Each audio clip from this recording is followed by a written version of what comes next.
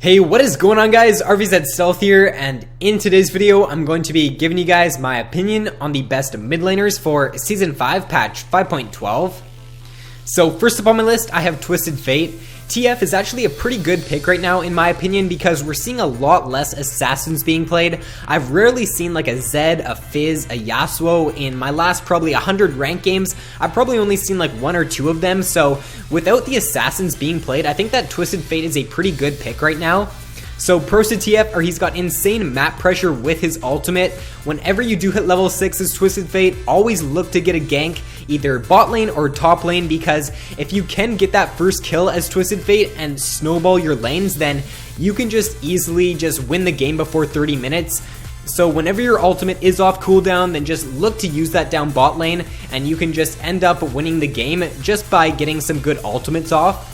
He's got pretty good wave clear as well with his Q and with his red card. His point and click stun is really good for team fights as well, and as long as you can get your gold card on your first rotation of your W, then it's a game-changing ability, which is a basic ability, and it's pretty easy to use once you play Twisted Fate a couple times. So as long as you can just get that off on the enemy squishy in a team fight, you're going to be pretty well off when playing as TF. And he's also pretty hard to zone in lane as well because he can just sit back and farm with his Q if he is in a harder matchup.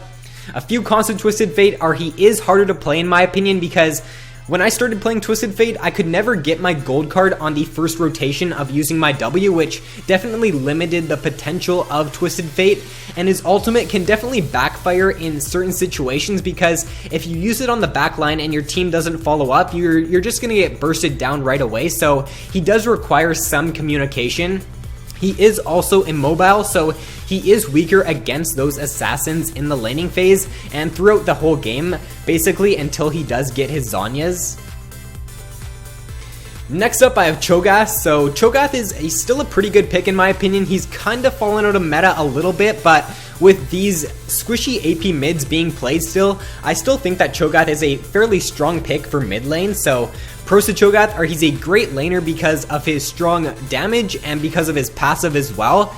He can just sit in lane and sustain really well with his passive, which makes him one of the strongest laners in the game. His AoE damage with his W and his Q is also really nice for team fighting, and he's got an AoE silence with his W, which makes him one of the strongest team fighting mid laners in the game. If you can get that W off on multiple targets in a team fight, it's just gonna limit what the enemies can do, and it's gonna definitely increase your chances of winning that team fight. His true damage ultimate is also very nice, especially because the meta is still pretty tanky, so if he uses that on the enemy tank, since it does do true damage, it's just going to shred through their armor and their magic resist, which makes him a pretty good pick right now. He's also got crazy burst once you do hit level 6. If you can get your full combo off and the enemy is a squishy, then you're pretty much going to burst them down with that full combo at level 6.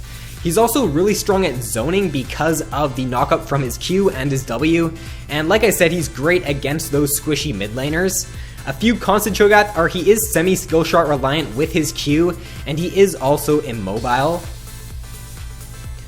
Next up on my list, I have Ahri. So Ahri is one of my personal favorite mid laners. She's a pretty good pick right now because she's got crazy strong mobility, which makes her a great pick for solo queue, and she's a really safe laner with her Q, and once you do hit level 6 with Ahri, then you're pretty much ungankable, which makes her one of the safest mid laners in the game. So pros to Ahri are she's got good sustain in lane with her passive, and she's also a really good laner because she can just poke down her opponents with her Q, and if she is in a harder matchup, she can just sit back and farm with her Q. She's got pretty good wave clear as well with her Q and her W, and her pick potential with her E is really game changing. Even if you fall behind as Ahri, if you can land your charm on the enemy squishy in a team fight, then if your team follows up, you can just burst them down really quickly, which makes that one skill pretty game changing.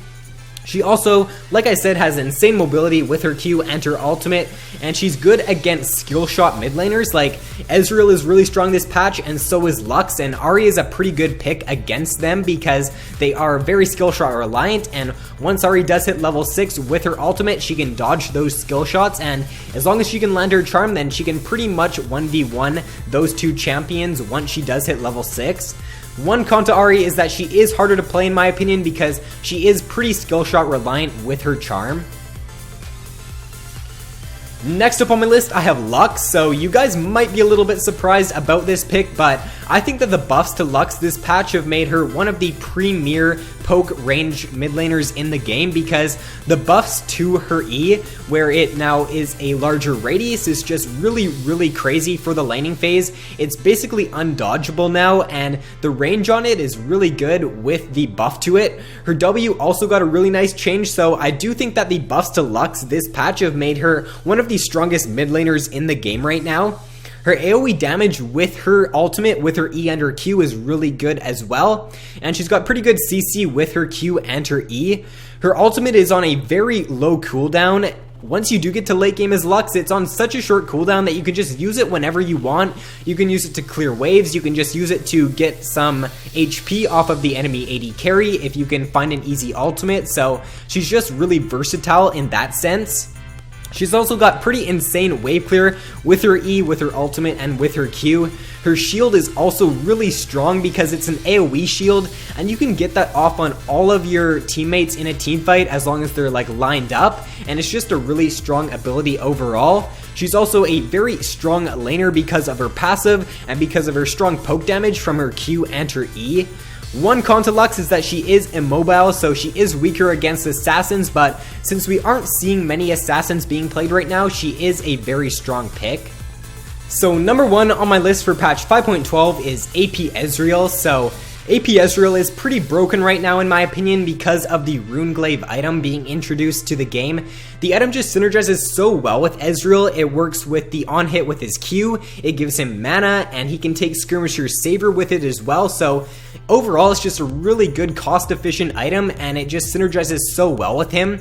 He's a very bursty mid laner as well, and his Q is on such a short cooldown that you can just spam this out and deal a ton of damage in team fights. He's got pretty good wave clear as well with his ultimate and with his Q, and his ult hurts a lot AP because I'm pretty sure it scales 100% with AP. It might scale a little bit less than that, but if you can land a multi-man ultimate in a team fight with Ezreal, it's gonna hurt a lot. He's also one of the safest mid laners in the game because he can just sit back and farm with his Q, and if the enemy does come to gank, then he can just E away. A few cons to Ezreal is that he's shorter range than some of the other mid laners in the game like Xerath, Ziggs, Varus. He is a little bit shorter range, but that doesn't really matter too much. And he doesn't have the strongest kill pressure in lane, so that is, I guess, a bit of a con to him because he can't snowball the early game like some of the other mid laners can. So first up on the honorable mentions, I have Ziggs. Ziggs is my personal favorite mid laner in the game. He's really reliant because he can just sit back and farm with his Q in the laning phase if he is in a harder matchup, and I rarely find myself like losing lane as Ziggs because he's just a really safe pick in the mid lane. He can just sit back, farm with his Q, scale into the mid game really nicely, and as long as you can land a good ultimate in a team fight as Ziggs, then the AoE damage coming out of that ability is really good, and it's just gonna pretty much guarantee you the team fight win as long as you can land it on multiple targets. So I think that Ziggs is a very strong AoE mid lane pick, so if you're looking for a good mid lane team fighter, then Ziggs is a very good pick. Next up I have Victor. So Victor is a little bit harder to play in my opinion because his E is a little bit wonky to use if you're not used to playing Victor, but if you can get his E down and you can land it consistently, then the damage that comes out of Victor is just absolutely crazy. Once you scale into the late game as him, his Q is on such a short cooldown and it deals a ton of damage, and if you can get the upgrade on the Q, it gives you that movement speed as well. So I think that Victor is a pretty good pick if you know how to play him correctly. Next up I have Vladimir. So Vladimir is a pretty good pick still because the meta is still more on the tanky side, so because of Vladimir's sustained damage, he's a pretty good pick right now. And once you do hit that level 9 as Vladimir, he's pretty much unkillable because the sustain coming out of his Q is just absolutely crazy, and he also scales really well into the late game. Next up I have LeBlanc. So LeBlanc has received some pretty decent nerfs in the past, but I still think that she's a very good mid lane pick because she can snowball the game really hard. If she can just get a few kills in the laning phase and then roam around the map and just help her team out, she can do really well, and her damage in the early game is really good, and as long as you do get that first kill as LeBlanc, then you can just take over the game.